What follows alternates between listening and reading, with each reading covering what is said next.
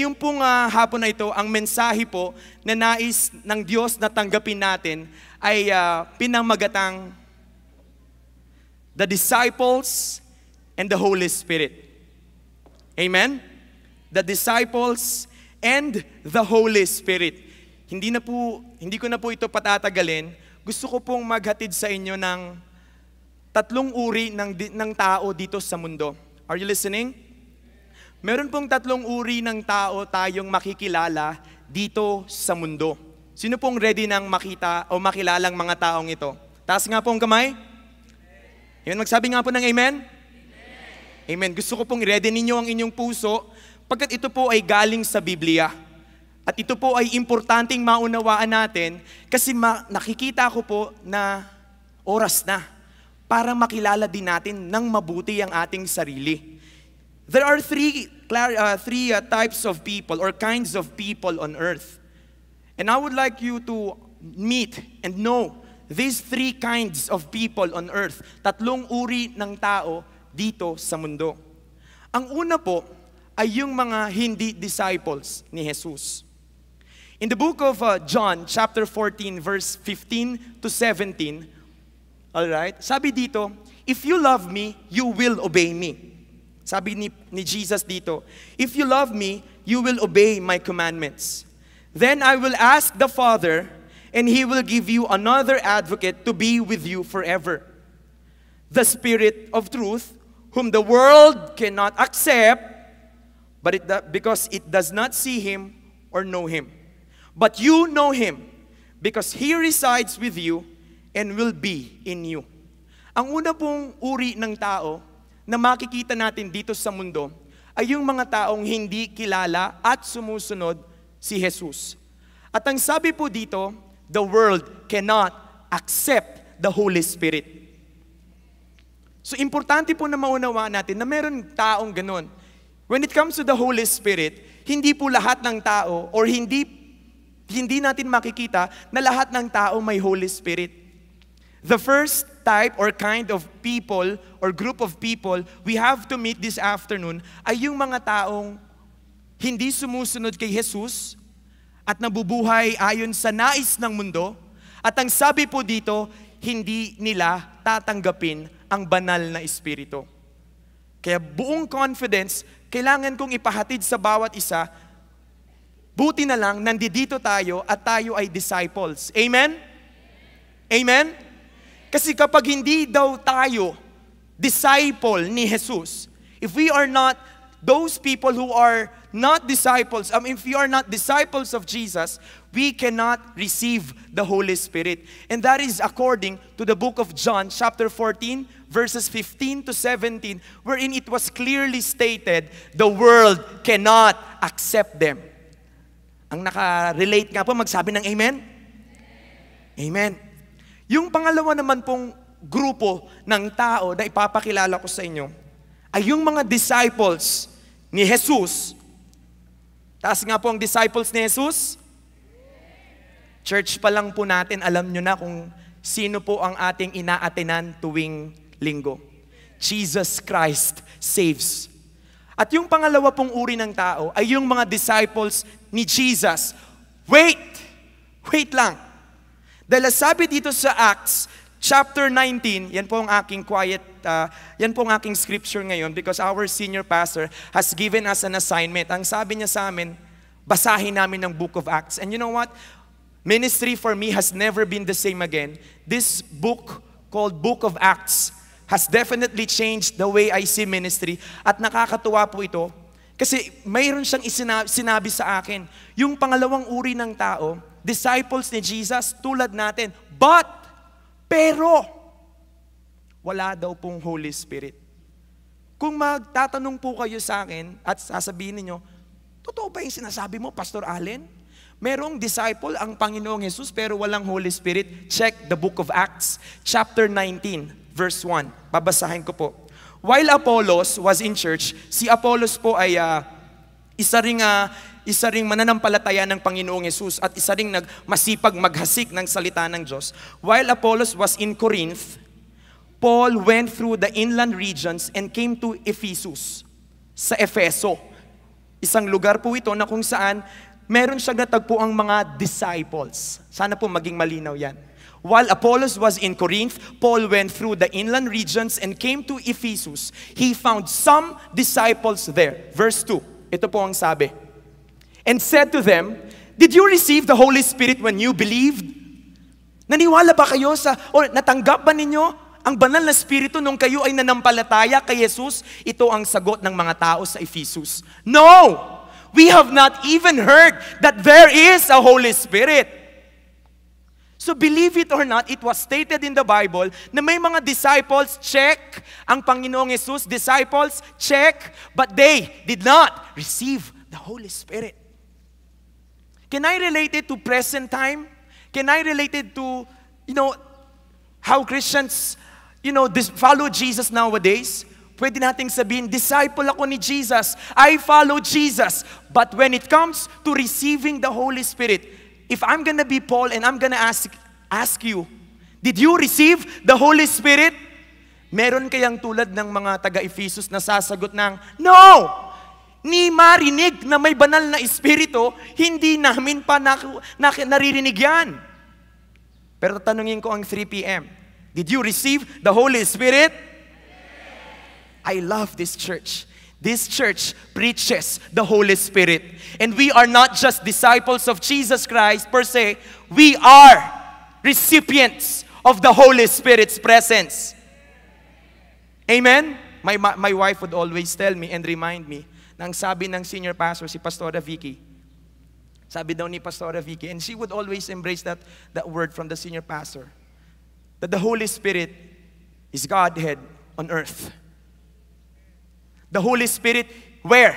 Is where? The Holy Spirit is on earth. Lahat ng hindi excited, magsabi ng amen. Nahiya ako. Lahat ng excited ng Holy Spirit nasa earth. Magsabi ng, oh no! Oh my gosh! Oh no, oh my gosh! Wow! Sabihin nga, wow! Grabe! Oh no, sorry. Paki-edit na lang, Francis. Oh my gosh! Oh my Lord, you are with us on earth! Holy Spirit, kasama mo. Kasi yun po yung pangatlong uri ng tao na gusto nating makilala. Number 3, those disciples who have the Holy Spirit. At yan po yan, ang nakalagay dyan, those disciples in the 3 p.m. family who have the Holy Spirit. At tayo po yun. Amen? Amen? Importante po na maituro ito kasi importante po na maunawaan natin kung sino po ba tayo. We are disciples and we need to understand that yes, pwede kang maging isang estudyante, pwede kang maging isang nanay, pwede kang magtrabaho, pwede kang maging isang security guard, pwede kang maging isang empleyado sa opisina, pwede kang isang pastor, isang disciple, pwede kang maging kung sino man ikaw dito sa mundong ito, pero huwag mong kakalimutan na ikaw ay napapaloob doon sa pangatlong kategorya ng mga tao sa lupa at yon ay ang mga disipulo ni Jesus na may banal na espiritu. Amen? Nang matindi nito, whenever the Holy Spirit is with you, you become a changed person. Your life gets changed when you have the Holy Spirit with you. Amen? Gusto ko pong ipaunawa ito, the purpose of the Holy Spirit. Ang Holy Spirit po ay naririto at may purpose po siya. Ano po ang purpose? Balikan po natin yung book of John chapter 14, verse 15, 16, 17. Verses 15, 16, 17. If you love me, you will obey my commandments. Ano po ba ang commandment ng Biblia sa atin? The Bible has commanded us to love God with all your heart, with all your soul, with all your strength, with all your spirit, with all your might, with all your talents, with all your body parts, with all that you have, including your time, your money, everything that you have. You will love God with everything that you have. That's the first command. The second command is to love your neighbor as yourself. Ang matindi po nito, if you love me, you will obey my commandments. And I will ask the Father, sabi ni Jesus, kapag sumunod tayo kay Jesus, sabi niya, and I will ask the Father, and He will give you another advocate. Sa ibang translation, counselor. Sa ibang translation, guide. Sa ibang translation, comforter. So kapag ikaw pala ay susunod kay Jesus sa kanyang mga utos, mananalangin siya sa Ama na ikaw ay bigyan ng advocate / counselor / comforter / guide / best friend. As you receive the Holy Spirit, sabi niya, who will be with you forever. And that is who? The Spirit of truth, whom the world cannot accept. Kaya pala ang mundo, walang Holy Spirit. Kaya magtataka ka kung ikaw po ay Christian na, isa kang disciple, at may Holy Spirit ka, hindi ka na magtataka, bakit hindi ka maunawaan ng mundo? Bakit ikaw ay gigising ka pa ng maaga, o bago ka matulog, meron kang conviction, meron kang parang hindi ka mapalagay at gusto mong manalangin. Kasi hindi ka na lang nag-iisa, may banal na espiritu ka na nagsasabi sa iyo, halika. Kausapin mo ang iyong Ama. Kasi ang purpose ng Holy Spirit, if you would follow Jesus, bibigyan ka niya ng banal na espiritu. At yan ang banal na espiritu ng Diyos na makakasama mo. Huwag kang papayag na disciple ka and then you do not have the Holy Spirit. Magulo yun. Disciple by name, but you do not have the Holy Spirit. Oh no. That's the second category of people on earth. You have to be under the third category, at yun yung mga taong disciple na may Holy Spirit. At kaya ka merong Holy Spirit, tanungin niyo po, bakit? Kasi siya ang tutulong sa iyo para maging kamukha mo si Jesus. Naturally, kung ito pong katawan natin ang masusunod, mayabang po tayo. Naturally, kung ito pong katawan natin ang masusunod, mayabang po tayo. Naku, ang ganda ng sapatos niya. Dapat yung akin, yung sapatos ko, maganda. Naku, kailangan marami akong mga dilaw-dilaw dito. Kailangan marami akong mga ari-arian. May ari-arian ako. Kung flesh lang, kung ang ating pong karnal na pamumuhay ang masusunod, mayabang po tayo. Mainggitin din tayo. Aba, si sister, ay ba mayroon ng ganito, mayroon ng ganyan. Aba, si brother, ganito. Aba, si ganito, si ganyan. Nakapunta na sa ganung bansa. Aba, meron siyang ganung gamit. Aba, meron siyang ganung ari-arian. Sa flesh natin, kung ito ang masusunod, tayo po ay mainggitin. At kung ito rin po ang masusunod, tayo rin po ay matatakutin. Matatakutin. Kaya, samahan mo naman akong maligo. Bakit? Baka may multo sa banyo. Samahan mo naman ako, matatakot ako eh. Natatakot ako, baka may mangyari sa aking masama. Minsan yung mga kabataan magre-recite, takot. Inatake ng pagiging takot. Alam mo yung tamang sagot, ayoko mag-recite. Bakit? Baka mapahiya ako. Baka mapahiya ako. Kung ito lang katawan natin ang masusunod, naturally, matatakutin tayo. Naturally, insecure din tayo. Kapag may nakita tayong umaangat, akala mo naman, ganyan siya. Tas hahanapan natin ng mali kasi natatakot tayong makitang may umaangat sa atin kasi naaapakan yung ating security. Kapag ang katawan natin ang nasusunod, inaatake tayo ng ating katawan. Hindi tayo makasunod kay Jesus. Tama po ba o mali? Kapag ang katawan natin ang masusunod, matutulog na lang tayo. Naantok na ako, matutulog na ako. Ayoko ng ganito. Ayaw nating magpakorek. Ayaw nating masabihan tayo ng tama, ng wasto. Kasi ang katawan natin ang nasusunod. Maging yung mga kabataan, kapag meron ng kumukorek sa atin, mas lalo tayong nagre-rebelde. Kasi ang ating katawan, naturally, itong katawan na ito, may pride ito. May pride na nakapasok dito.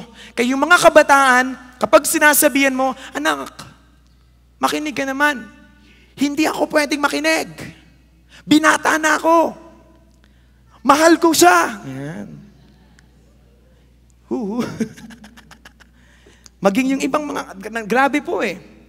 May nagulat ako, sabi ko, kapag ang katawan natin ang nasunod, we will just defy the will of God for us. Kasi naturally, ganun po tayo.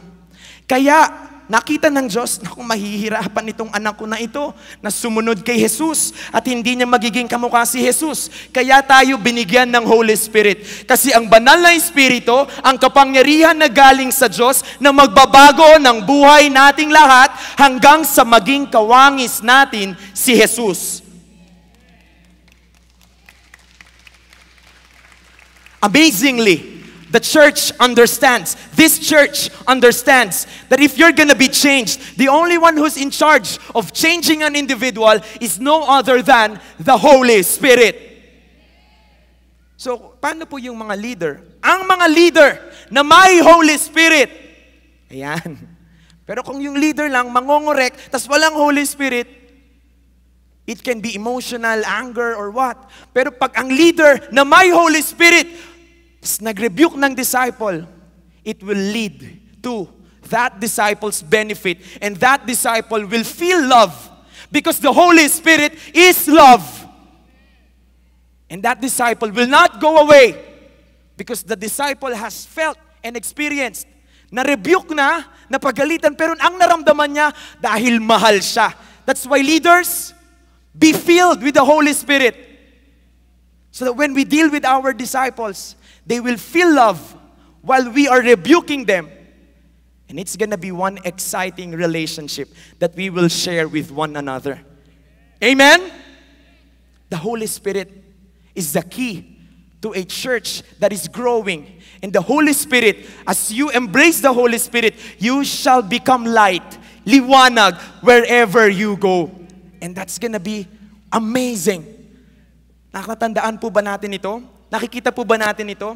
Ang Holy Spirit, kailangan nating lahat ang Holy Spirit. Kasi ang hirap sumunod. Ang hirap sumunod. Pagkagising mo, parang ang sabi ng katawan mo, cellphone, internet, kain na, bilisan mo, malilate ka na sa trabaho, marami ka pang lalaban.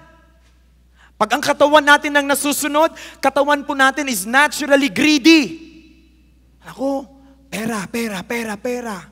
O kaya naman, yung greed din yung matatawag na mayroon ka ng wife at gusto mo pa ng pangalawang wife at may pangatlong wife pa, pang-apat at pang-lima. Ang tawag mo sa kanila, wives. Because that's also greed. Nawawala sa atin ang pagiging Christ-like. Pero ang maganda nito, with the Holy Spirit, binabago ang ating inside muna. And the Holy Spirit changes us from the inside out. At ang makikita sa atin, wow, ibang klaseng nilalang ito. Kaya po ang purpose ng Holy Spirit, is to help us become Jesus Christ. To help us imitate Jesus Christ. To help us have the image of Jesus Christ. Hindi po tayo, Holy Spirit, pumunta ka sa aking buhay. Bakit? Para nakakaiyak. Holy Spirit, pumunta ka sa aking buhay. Bakit? Para kikilabutan ako. Holy Spirit, nasa akin ka. Bakit? Malamig eh. The Holy Spirit shall be with you after mong tanggapin si Jesus. Sino po ditong tumanggap na kay Jesus? Magsabi nga po ng amen. Itaas ang kamay at magsabi ng amen. Yung hindi pa po tumatanggap sa Panginoong Yesus bilang iyong tagapagligtas, you have to accept Jesus Christ. Dahil wala nang pwedeng maging Panginoon sa buhay natin maliban sa Panginoong Yesus. Siya lang ang Panginoon natin. Amen? Kasi wala kang pwedeng maging ibang Panginoon sa mundo na maaaring ibalik ang buhay mo. He alone can give life. Jesus alone saves. Jesus alone can give life. Walang ibang pwedeng magbigay ng buhay sa atin, hindi maski pera o kasikatan, ang Panginoong Hesus lang ang nagbibigay ng buhay sa atin.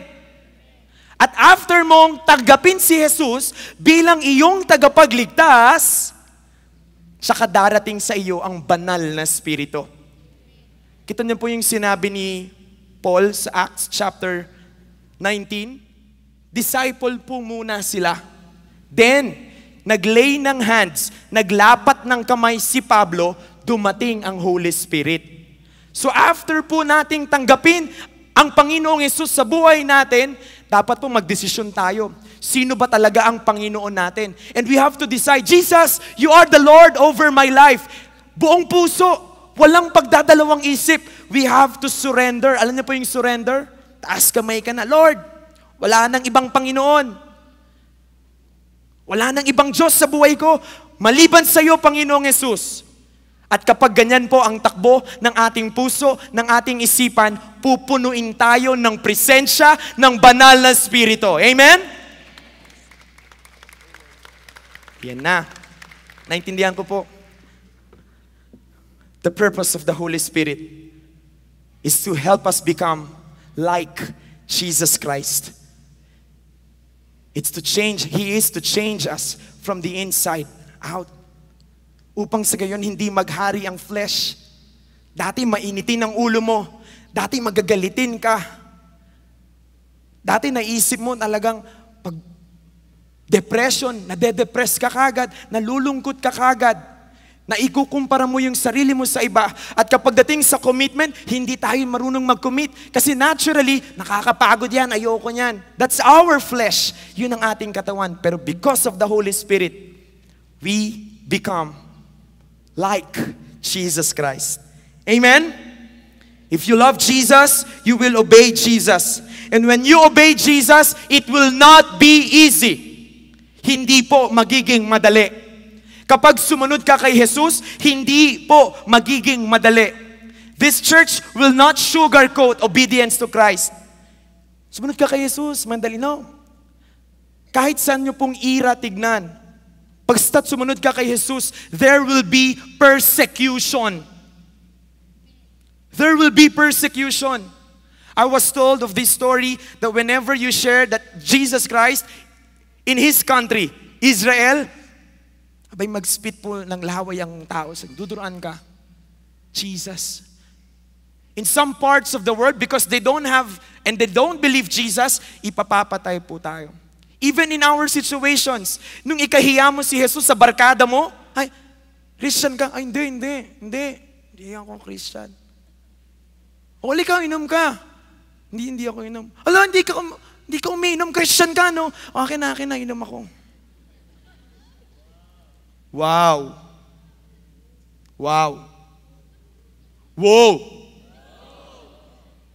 Abay, minsan sa harap ng mga katrabaho natin, kakain. Pagpipray ka, anong ginagawa mo? Wala, kakain na. Kain na tayo. Ba't mo ko? Hindi, wala to. Kasi ikaw na eh. Dito sa Pilipinas, hindi tayo komunistang bansa. Hindi ka ipapapatay dahil Kristiyano ka. Hindi ka rin, sorry for the word, duduraan dahil Kristiyano ka. Pero sa Pilipinas, ang persecution nanggagaling minsan sa sarili natin. Tayo na nahihiya. Naku, Christian ako, baka makita nila. Dapat ang pagiging Christian, secret lang. Ang nakakaalam lang kami. Mali po yun. Kaya pag nagpe-pray ka, ang laman ng bibig mo, si Dingdong tsaka si Marian. Oo, ganito. Dingdong, Marian. I love them. Halagang kinikilig ka pa. Christian ka ba? Ano yun? Sometimes we deny our faith para hindi tayo maipag-iwanan, para hindi tayo, Christian. Pero hindi. nakakatuwa po. Sobrang na-inspire ako nung nangyari sa amin kagabi ng aking may bahay. Kami po ay lumabas. I dated my wife because it's her birthday. It was her birthday, Tuesday. Tapos, nung nag-date po kami, nakakatawa yung leading ng Holy Spirit. Bago po kami malis ng bahay, we pray. Sabi ng Holy Spirit, lead us. At po may nakasakay kaming taxi driver. Favor. Pagpunta namin doon, hinatid kami. Tapos nakakakwentuhan namin. Pero ang pinakamatindi po yun, pagbaba namin doon sa taxi, mula sa lugar na yun, sa Antipolo, pababa doon sa Project 4, nakakatuwa kasi yung driver na yun, there was a leading sa aming dalawa na anyayahan yung driver sa church. At higit sa lahat, i-preach sa driver na yun. Alam niyo, Manong, pinag-uusapan namin mga aksidente sa kalsada. Pero sabi ko, hindi ako mahiya. Alam niyo, Manong, kaya kailangan nating tanggapin si Jesus sa buhay natin eh. Kasi, minsan maski kahit gaano ka kaingat sa buhay mo, hindi mo kayang kontrolin ang paligid mo. Pero kapag may Jesus ka sa buhay mo, siya ang mag-iingat sa iyo at sa pamilya mo. Ang simbahan po namin ay nasa 15th Avenue, nasa harapan po ng Pag-ibig, at yung pong malaking pader doon, yan. Yun po ang Jesus Christ Saves Global Outreach. Pastor po ako. Pastor po kayo? Tapos syempre, pag pastor, huwag ka nang tatawad. Oh, sukli ko. Sa inyo na po to. God bless you. Sa love ko, may sukli pa ako, pero God bless you. Kasi importante na maipakilala natin sa mundo na hindi ka lang disciple. Ang matindi nito, you have the Holy Spirit in you. Kaya huwag kang mahihiya. Alam na, nakita po namin doon. Ito pang matindi, bago po kami umuwi, nandun kami, kumakain kami. May dalawang matanda, 79 years old yung babae. Tapos yung lalaki, huminto siya. Sabi niya kasi, nalaman niya birthday ni Chari. Sabi niya, oh, happy birthday. Sabi niya ganyan. Mga Amerikano po. Tapos sabi niya ganun ni Chari, thank you very much. Sabi, hi. Sabi ko, hi lang. Tapos, naglalakad sila. Sabi niya ganun, you know what? Sabi na ganun matanda, we're missionaries from the United States and we've been staying here in the Philippines for 50 years now. Wow! Ganyan. Na-blessed po ako at nag-deal sa akin yung Holy Spirit. It's just so amazing.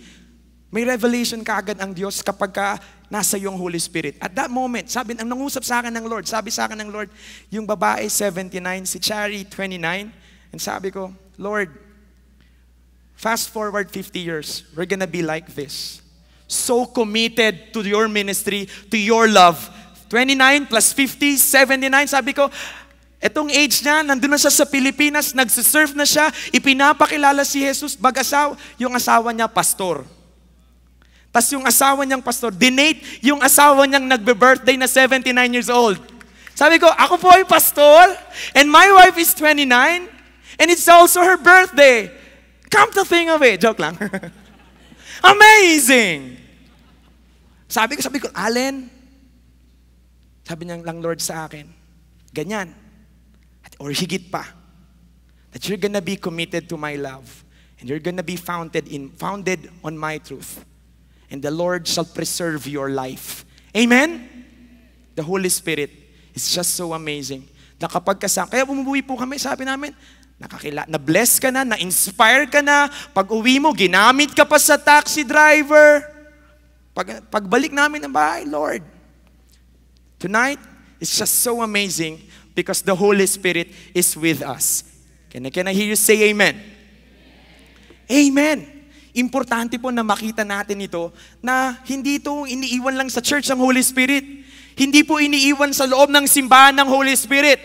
Ang Holy Spirit kasama mo kahit saan, kahit kailan.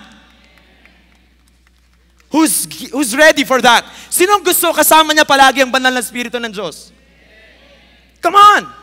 Ano po yung iba? Ba't hindi nagtataas ng kamay? Sino po ang gusto ninyong makasama? Ano pong spirit ang gusto po ninyo? Tanong lang naman po. Sino dito? Nagdidesisyon ka at nagdedeklara na gusto mong samahan ka ng banal na Espiritu kahit saan, kahit kailan. Come on, 3 p.m. Wow! Bago umalis ng bahay, habang nasa bahay, pagdating sa bahay, nasa sasakyan ka, nasa loob ka ng opisina, nasa loob ka ng inyong pinagtatrabahuan. Holy Spirit, kamusta ka? Kamusta ako? Samahan mo ako. And we're gonna enjoy the experience of the Holy Spirit. Next slide. Experiencing the Holy Spirit. Si Paul, umabot po pag sa punto, same chapter, Acts chapter 19, binabato na po siya ng mga panyo. Biruin niyo po yun binabato na si Pablo ng mga panyo.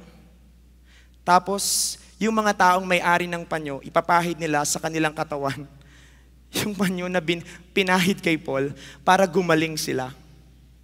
Si Peter dadaan lang, yung kanyang anino, kung sinong madaanan ng anino niya, gagaling. Hindi po ito pang Bible lang. Pang totohanang buhay po ito. Dadaan ka lang.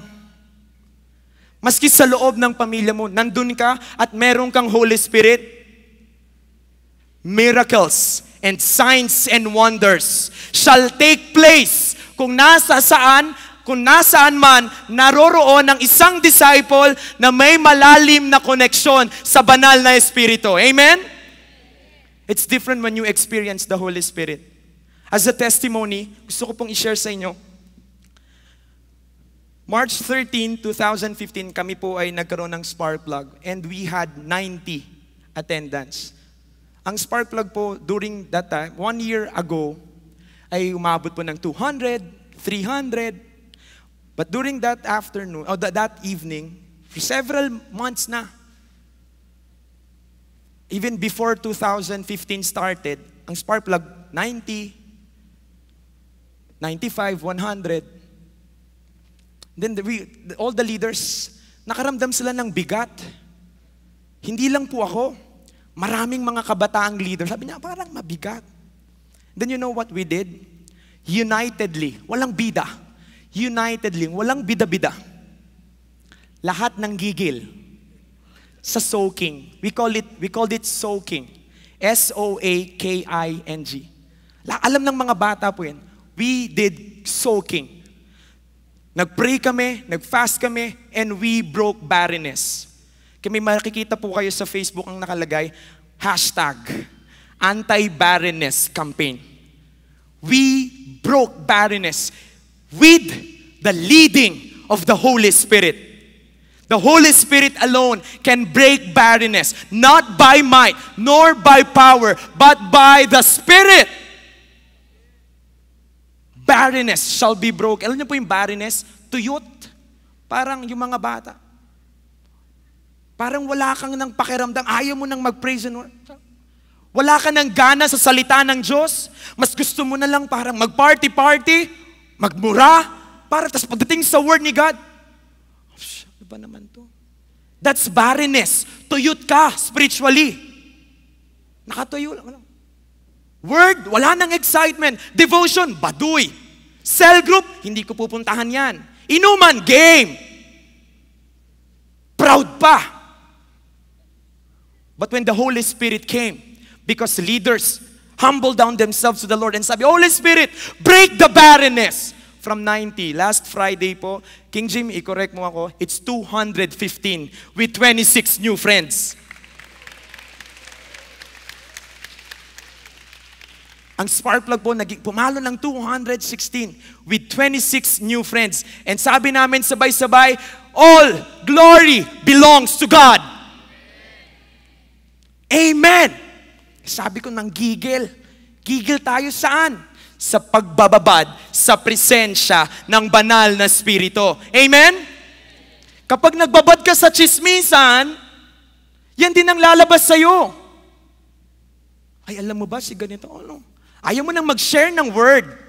Upo ka doon. Ay, kilala mo si ganito? Oh, grabe, no? Pag-pray natin, ha? Alam mo, ganito siya, ganito. Pag-pray daw. Pero ang matinding motibo, alam mo ba? That's the spirit of gossip. Alam mo ba? Si ganito, oo. Taas, no? Pag nagbababad tayo sa galit din. Kapag nagbababad tayo sa mall, hala, wala ako nun ah. Hala, wala ako nun ah. Naku, wala pa ako nun. Hala, wala pa akong ganung sapatos. Hala, wala pa akong ganun. Wala pa akong ganun. Kaya bago po ako pumasok ng mall, sinasabi ko po yun sa wife ko, ay, ang hirap pumunta ng mall. Kasi pag nasa mall ka, madidiscover mo, marami ka pang wala. Sabi ko, Lord, bless my heart. Pag dadaan ka pa naman ng mall dyan, ang daming mall sa Araneta Center, Lord, bless my heart. Pero pag naglakad ka pa lang, nakita mo na, wala kang ganun ah. Hala, wala kang salbabida. Hala, wala kang sunblock. Hala, wala ka pang trunks. Hala, wala ka pang goggles. Sige, pagtawanan niyo ako. Hala, wala ka pang ganito, wala ka pang ganyan. Hala, wala pa akong ganito. Wala eh. Kasi doon ka nagbababad. But soak yourself in the presence of the Holy Spirit. Then you will find life amazing. You will find life colorful. You will find life powerful. At gagamitin ka ng Diyos para maging pagpapala sa iba. Nang hindi ka pinipilit, nakakapag-share ka na pala. Hala, nagulat na lang ako. Sir, saan nga po ulit yung inyong church? Pangalawang tanong nung taxi driver. Hanapin nyo lang po yung Pastor Allen. Sa guard, malaki po yun. Doon po naglalaro ang PBL, PBA. So, papalapit na rin po, doon din maglalaro ang NBA. Wow! Pwede. Basta malaki pong pader yun. Tapat ng pag-ibig. Isa lang yung tapat ng pag-ibig. Yung JCSGO. Doon po kayo magsisimba. Sige po, sir. And I'm just so glad. Sabi ko, Lord, hindi mo na kailangang pilitin na ibuka yung bibig mo at ipakilala si Jesus na tagapagligtas. Kasi puspos ka ng banal na spirito. Amen? Amen? Grabe. Kaya imaginein po ninyo kung lahat tayo dito sa 3 p.m. ay mapupuspos. Ito lang po matindi. Hindi lang po natin pinag-uusapan. Nararanasan natin ang Holy Spirit. Ma'am, sir, hindi lang po natin dapat pinag-uusapan ang Holy Spirit. Nararanasan. Dapat nararanasan natin siya. Sa bawat sandali ng buhay natin, anuman po ang sitwasyon ninyo sa ngayon, alam ko po marami sa inyo kung hindi man lahat may problema. Alam ko po marami sa inyo, hindi man lahat, ay talagang pumapalya at nagkakasala. Pero gusto kong sabihin po sa inyo, tanggapin natin si Jesus. At kung natanggap mo ang Panginoong Jesus, at sigurado mong siya lang ang Panginoon, I want you to experience the power of the Holy Spirit. Amen? And you will find out, makikita mo, ito pala ang buhay. Hindi mo na kailangan maging high. Hindi mo kailangan malasing para masatisfy. Youth, hindi mo kailangang lumayo. Dito sa loob ng simbahan at sa iyong quiet time, makakaranas ka ng hindi mo mapaliwanag na kagalakan. And that's the Holy Spirit we are talking about. Walang sino man sa atin, please take note of this, walang sino man sa atin ang nabubuhay kasama ang banal na spirito na hindi nababago. No one experiences the Holy Spirit and become unchanged. When you have the Holy Spirit, you get changed. When you have the Holy Spirit, nababago ang buhay nating lahat. At yun pong mangyayari sa 3 p.m.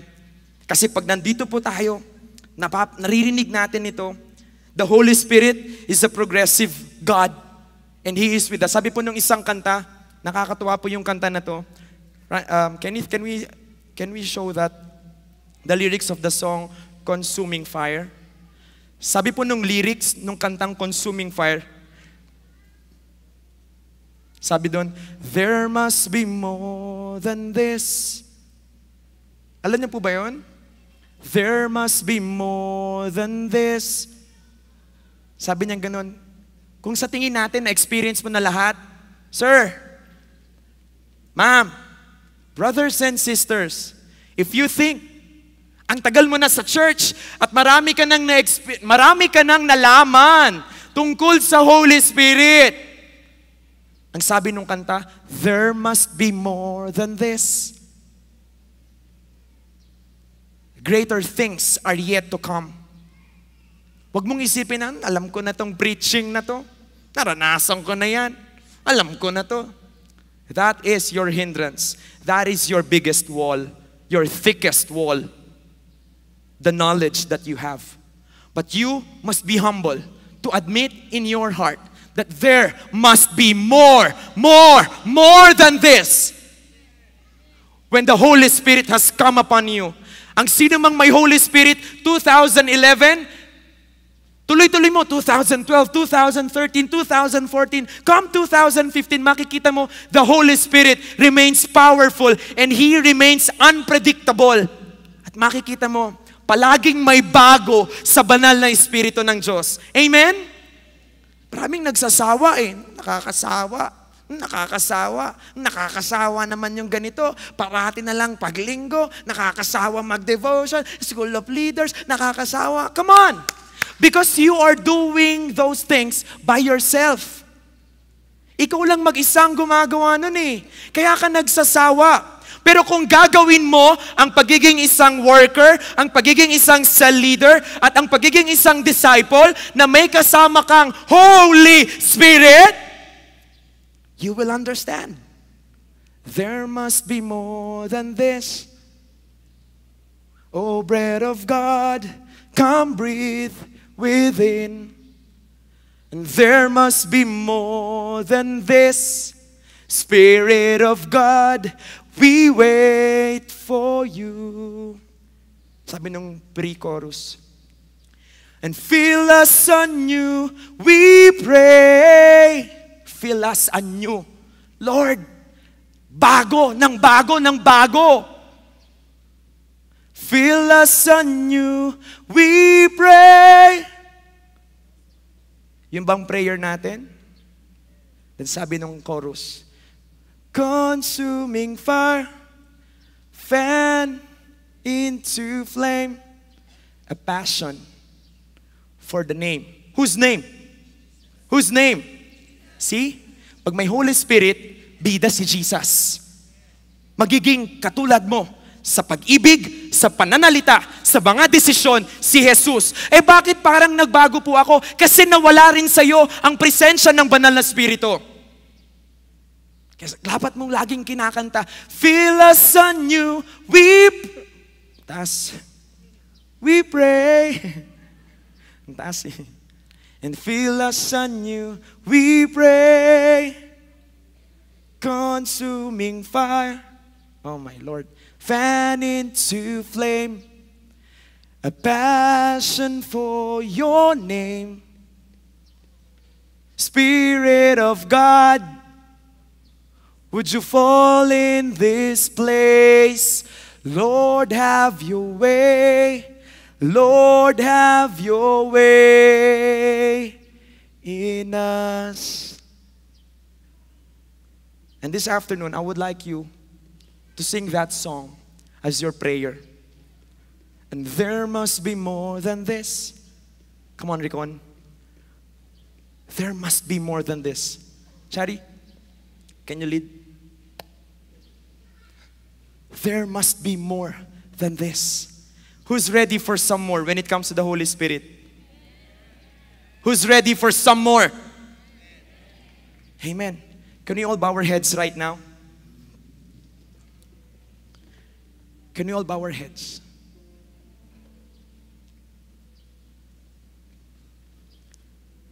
Thank you, Lord. Thank you, Holy Spirit. Thank you, Holy Spirit. Let it be powerful.